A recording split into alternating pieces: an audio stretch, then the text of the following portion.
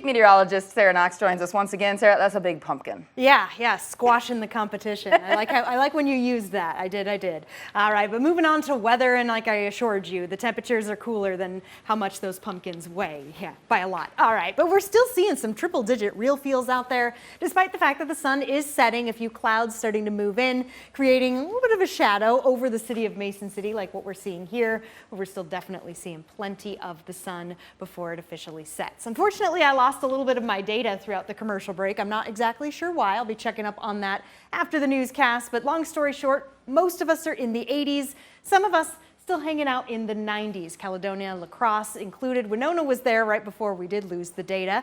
And when it comes to the dew points, anywhere between 70 to 80 degrees.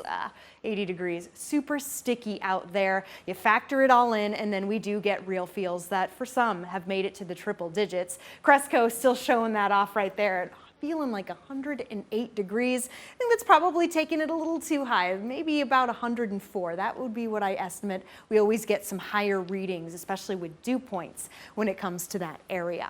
All right, moving over to temperature and the heat index, and just, yes, things will calm down, things will cool down. But by 1 a.m., if we're still in the 80s, which is what it's looking like, that does mean that it is going to stay warm overnight. Not the most comfortable overnight, definitely not a good one to pop open the windows, because with the heat and humidity, we see instability. A little bit of action, we're talking a very, very minuscule amount, has been moving through southern Minnesota. I just wanted to zoom it here because this is where a lot of this is beginning to develop. So more activity further to the south there in western Iowa as well. It's all due in part to this right here, this cold front gaining some momentum, coming our way and bringing us some shower and storm chances as we head into late tonight and our Saturday. So today we do see that level 1 possibility, so it's more of a low end chance for severe weather, but some of us do get included in that higher end of that low end chance. That makes sense. The level 2 risk of possible severe weather in that darker red color there as we go through most of our day on Saturday. You can start timing out when we can expect a lot of this to start moving through.